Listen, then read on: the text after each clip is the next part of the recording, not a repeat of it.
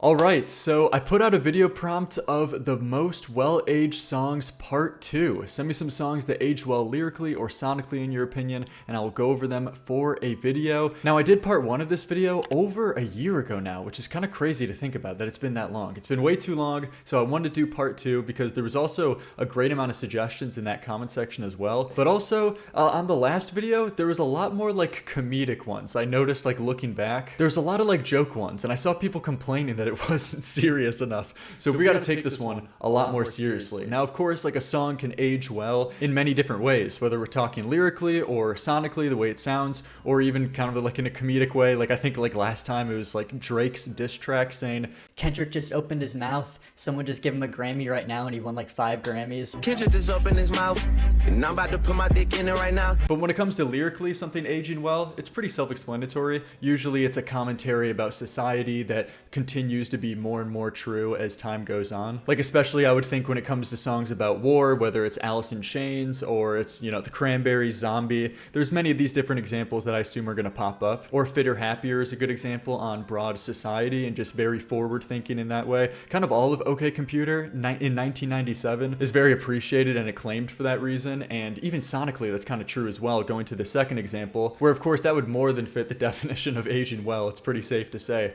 But I like to think back, if I would use an example for me of what sonically ages well, I would even think back to, you know, stuff from 60s, you know, psychedelic, lush eras, like, you know, Pet Sounds, God Only Knows. It's just, it sounds so rich in hindsight for being songs that were made like 60 years ago. I may not always love you. Especially with such more limitations at the time too when it comes to recording techniques. And another great example within the same time frame of still like 60 years ago is Tomorrow Never Knows by the Beatles. Probably one of the most forward-thinking and ahead of its time songs because of its recording techniques. It's like one of the most popular examples of sampling and loops being used in songs, where of course the Beatles didn't invent sampling or looping, but they structured it within the context of a song that was never seen before. But enough of my examples and what I have to say, what I think would go into this video. Let's see what you guys had to say. He didn't just spell rapper without the P, did he? Okay, guys, we're not... Okay. Wait, he didn't just spell the word rapper and leave out a P, did he? Yep. This is how we're starting off the video? Seriously? A fucking Eminem line? Which this was like 2024. From like the death of Slim Shady, that abomination, I'm sorry, abomination of an album. Stop, you are killing me. You know what's the ironic part that does make this funny though? It's that I have seen like Instagram posts and like people online talking about like, how did Eminem know? Eminem predicted the P. Diddy case. He predicted what was gonna happen to P. Diddy. And it's like, I thought this was well known that P. Diddy was like a sexual creep in the industry for years. That's what I like don't understand. It's like there's been references, old interviews, references of P. Diddy being weird and creepy around people for over a decade actually, which just makes it a little bit more weird on how much he was referenced in songs, because this is a very consistent thing. Very confusing and troubling stuff. Okay, this is an actual good one to start this off. So, American Idiot by Green Day, honestly, it kind of applies to the world right now, and it goes hard. I mean, yeah, of course, this has got to be on here. Good first example. Written about the American government back in 2004, about the Bush administration, and of course, you know, as time has continued, it's actually gotten worse. I think it's safe to say, but this is kind of a very easy catch-all one that I feel like always could apply to the current standing or situation. Now everybody to the propaganda. Yeah, it kind of is the perfect song that will always age well, because I mean, it will always be relevant and true. Having lines like, now everybody do the propaganda and sing along to the age of paranoia, like this is kind of always, like when is there going to be a time when this isn't relevant? Even though I very much prefer like their sound back in, you know, 1994, Dookie and whatever, it is a really cool story that 10 years after that record, their career was really slowing down, and this could have kind of been it for Green Day, that they had their big flash in the pan, then will, you know, slowly dwindle out as time goes on. But just in 2004 drops this and completely revitalizes their career bigger than it ever has been before with this album. And I believe it was right before their previous album that they were working on too got stolen. Like all the demos got stolen. But yeah, that's definitely a good example, a good lyrical example to start off, like a good 8 out of 10, 9 out of 10. All right, but then I go to check what's next and I see Crazy Frog Axel F? Why does this have more likes than the Green Day one? What do you mean Crazy Frog? And how does this have 5.8 billion views? billion views? What the fuck? Wait, why did I not know that this was more popular? That's insane numbers. Is that like one of the most popular videos on YouTube? Ding, ding.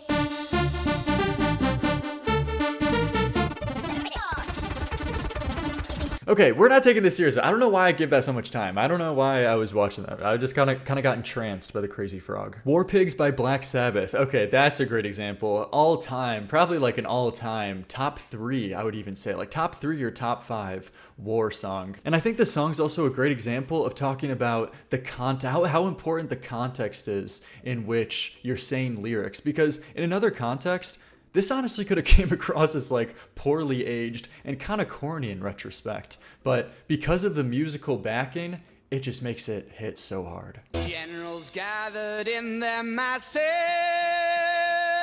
But yeah, I mean, reading these off, I mean, you could picture another artist saying something exactly like this, but if they didn't have the musical backing, the vocals, the context of this song, it could totally fall flat as opposed to how well this is received here. You know, reading off, generals gathered in their masses, just like witches at black masses, evil minds that plot destruction, sorcerers of death's construction, you know, comparing politicians, people in power to like witches, sorcerers sending people to do their like evil deeds. I mean, realistically, if these lyrics got put in the wrong person's hands, it could have been terribly corny, but it just works. It's so good. It's because they were put in the right hands with Ozzy, his vocal delivery. It became a classic and an anti-war anthem. This is like a 10 out of 10 example, not only sonically, but also lyrically. Politicians hide themselves away. They only started the war. Why should they go out to fight? They leave that all to the poor. BYOB by System of a Down, and kind of back-to-back System of a Down comments. Pretty much every System of a Down song more than 20 years later, and the lyrics are still very accurate in 2026. Yeah, I assume this is mainly talking about Toxicity, which is an extremely well-aged album lyrically, but BYOB is on this album.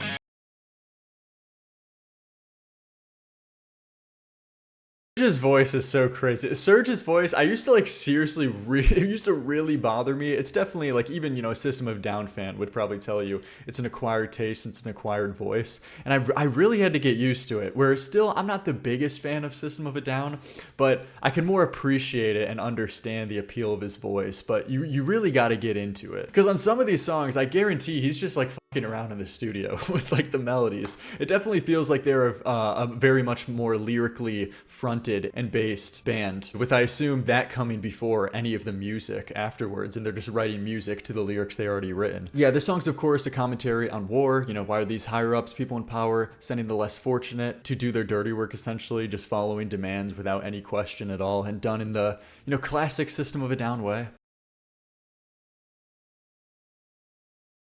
That's so good. This is what I mean. He's just fucking around, and it's cool, you know? You at first listen, you know, at least the way I thought of it, was just like, okay, is this guy trolling? Is this guy messing around? Like, what is this? But then, you know, as you start to get to know them more, ease up on Surge, you start to think it's just super cool. It's like the coolest thing you've ever heard. That's what you come back for. That's what you start to look forward to. Yeah, that's a classic and great example. There's a bunch of examples you could probably use of System of a Down with everything that they cover, you know, commentary-wise in their songs. Kind of a hot take, but that one Penelope Scott song, Rats, sure, it was cringe and we made fun of it, but she was low-key right. Oh my gosh, I haven't listened to this since like the, you know, 2020 alt TikTok video I think I made back a year ago as well. What was the song even about again? I think it was like about Elon Musk. I think that might even be the reference of the title, like that whole elongated muskrat thing at the time that people were like calling him. I come from scientists and atheists and white men who kill God. They make technology high quality, complex, physiological. Oh yeah, this was about Elon and her like expressing her like disappointment that he like turned out to be a loser. Obviously now, I mean, very, very clear to see, but I am become meme. Yeah, pretty much. She says, "Goddamn, I fell for you, your flamethrowers, your tunnels, and your tech." Yeah, just referencing, that's obviously a reference to him. "I studied code because I wanted to do something great like you, and the real tragedy is half of it was true, but we've been fucking mean, we're elitist, we're flawed as any church. I loved you, I loved you, I loved you, it's true. I wanted to be you and do what you do. I thought if mankind toured the sky, it meant all of us could go, but I don't want to see the stars if they're just one more piece of land for us to colonize, for us to turn sand." I mean, honestly, like, these lyrics aren't even really that bad when you read them out. The kind of thing that just I don't personally like about this song is just the delivery in which that she says it. I find it to be just a little bit on the nose. I feel like needs more of a musical context and backing to fully most effectively get her point across. But I mean, that's just me. I mean, this resonated with a ton of people. I think it has like 300 million plays. So obviously it worked for a lot of other people. But for me, you know, even if the lyrics kind of like aged well, you know, about Elon Musk, I think they were even right at the time. But, you know, if we're talking about like sonically and overall as well, I don't really think it's that good of an example. Wait, what is this? Buddy Holly by Weezer, Bear With Me? What's with these homies dissing my girl? Why do they got a front? An incredible opening line, I gotta say. What's with these homies dissing my girl? When first written, that line was an intentionally awkward joke because you wouldn't expect someone who looks and sounds like Rivers Cuomo to fumble around with AAVE, but nowadays, largely thanks to social media and how quickly slang crosses barriers, tons of people who look like Rivers Cuomo do, in fact, talk like that. I mean, I see where you're coming from. I don't know if this is a good example though, but it is pretty funny. I think in general, Weezer sonically, they've aged amazing, okay? And we've even seen that with it resonating with so many people on social media or TikTok, new age Weezer fans, which is awesome. Because albums like the Blue Album, Pinkerton, I mean, even that one really popular Go Away song is very viral right now. So People are rocking with Weezer, and I couldn't be more happy, all right? I love Rivers Cuomo. He's very cool. But I don't know about lyrically if I would use this as an example to say this is aged well. More I would maybe talk about sonically, especially with Pinkerton. Oh, here we go. To get an example about a song aging well sonically, this is pretty good. Tomorrow Never Knows and Strawberry Fields Forever, the Beatles, way ahead of its time in every possible way. So good. You know, I will not stand for any Beatles slander from anyone. It's actually, it's a crime and it's a shame that anybody has any negative opinions about the Beatles because of this misconception that they're just like this happy-go-lucky, she loves you, yeah, yeah, yeah, like type of band. I've met multiple people who just have that conception of the Beatles and think all they are is just like a pop-go-lucky, you know, early 60s band without knowing the depth of their discography, and you just have to. Because once you're in it, you totally understand it, okay? I don't trust anybody who's actually listened to the Beatles and says that they don't like them. That's evil. Strawberry Fields. And I saw this quote, I think I was reading from like some book or whatever, of like a really good way that they put explaining like the Beatles during the psychedelic era, which was when you were making a song or recording a song, the engineer's job and like the artist's job is to make sure it sounds as accurate as to how it actually sounds in real life, because the recording process was just looked at as a documentation process, not its own artistry. But what the Beatles revolutionized and popularized was augmenting reality in the mixing and recording process so that it was the opposite. Instead of it being a documentation on how the song actually sounds in real life, it was supposed to augment it and make it sound like how it wasn't in real life, which is also why they couldn't really tour at the time. Because how are you going to tour a song like Strawberry Fields or I Am the Walrus? Sitting in an English garden waiting for the sun. Which that's another incredible example. And George Martin never gets the appreciation for how he like would nearly completely come up with all of the composition, the string arrangements, and everything, which is an immeasurable amount of influence and impact on so many of the Beatles records. So many songs of theirs I couldn't imagine without the string arrangements. You know, this, I'm the Walrus, Eleanor Rigby, Yesterday, Strawberry Fields again. And then creating such a unique psychedelic soundscape like on Tomorrow Never Knows is insane.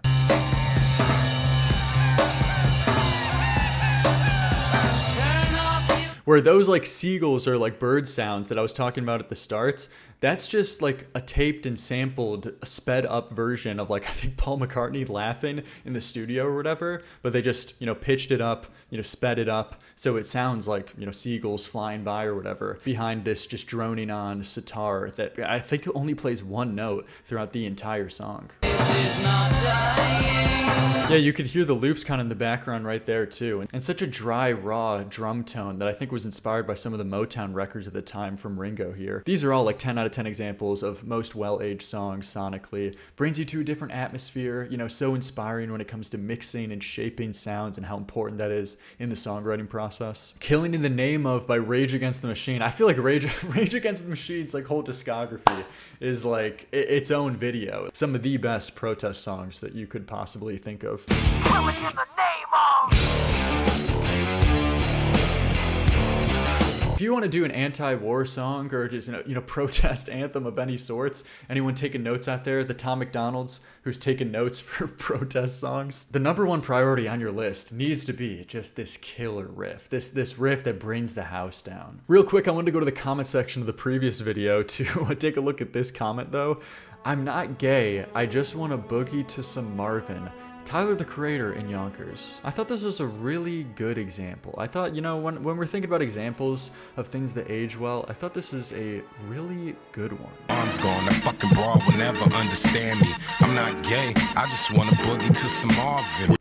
In many contexts, this song is, one of the worst aged, but it's always like a minefield when talking about Tyler the Creator's like older, earlier work or whatever. If you look past some certain lines, at least you could appreciate, the production is still very raw. I think all made by Tyler, which I super hugely respect, appreciate, Tyler for like doing nearly everything himself a lot on his own, on his early work. He has, a very captivating voice at the start as well. Of course, he's saying crazy things for the sake of attention too. So you can respect certain things, but also, acknowledge previous. I actually saw a lot of people commenting down Fitter Happier, the example I gave at the start too from Radiohead. A lot of different other OK Computer examples, but I think I briefly talked about them in my last video. And of course, so many things you could talk about in OK Computer being ahead of its time, from sonically to songwriting to, engineering, mixing, everything. Like it's seriously incredible. But even lyrically, talking about in this example, a lot of these songs generally get across the idea of, what Radiohead is trying to say on this album, trying to talk about, paranoia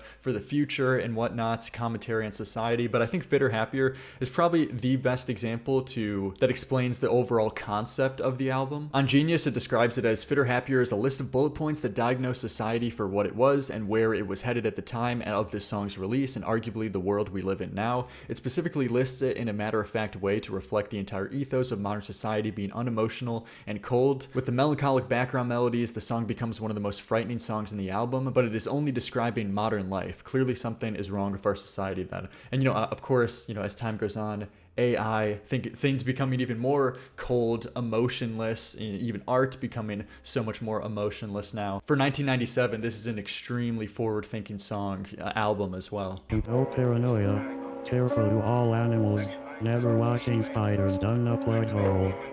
Yeah, when this piano comes in too with just this haunting, text-to-speech robotic voice, it's so good. It really is. Healthier and more productive. The producer for this album, Nigel Godrich, needs the appreciation he deserves. He really, capturing the sound and ideas that Radiohead was trying to get across in this album, just did it so perfectly. And I think he was pretty young at the time too, like early 20s. Gaze for Donald by Pink Guy. I feel like I shouldn't even have to explain why. The title explains everything. Pink Guy, like Joji? What even is this song? I've never heard this song before. I hate black. Okay, I can't play this. I obviously can't play this. What is going on? What is happening? Donald Trump. Donald is the best. I want to suck his dick. I love his red face and I love his juicy. I thought you and me could get kind of freaky. Hit that G spot. Stick your... Okay, I can't even read this. Okay, I can't even read this out for the video. It's too much. This is too much. Donnie, drill my with a... Okay. Donnie, drill my ass with a strap on. All right, I'm good on that actually. I'm gonna pass. Wait, Fantano reviewed this 9 years ago? What did he give this? The Wall, the musical equivalent to stripping down naked and filming yourself jerking off while fingering your butthole. What? What, Anthony? But that's how I really feel. I'm feeling a... What is that? He didn't even give it a rating. What is happening? Okay, I was just scammed. I was scammed into watching this video just for him to talk about putting something in his... You know what? And I think that's a sign of a great time to end this video. Okay. Of course, there's a bunch of different other examples I want to talk about in the future. If you guys want to see a part 3, if this does well, if people want to see more, I'll definitely do a part 3, and comment down below if you feel like I missed anything or something that you want to see in the future. Because, I did go back to the previous video to take a look at stuff people have said. So be sure to comment down below, like if you enjoyed, subscribe for more fun music, stuff like this, content like this. You could watch these 2 videos if you want to watch more popping up here. But thank you everybody for the support. We're posting more consistently, post more often. I'll see you next time, and goodbye.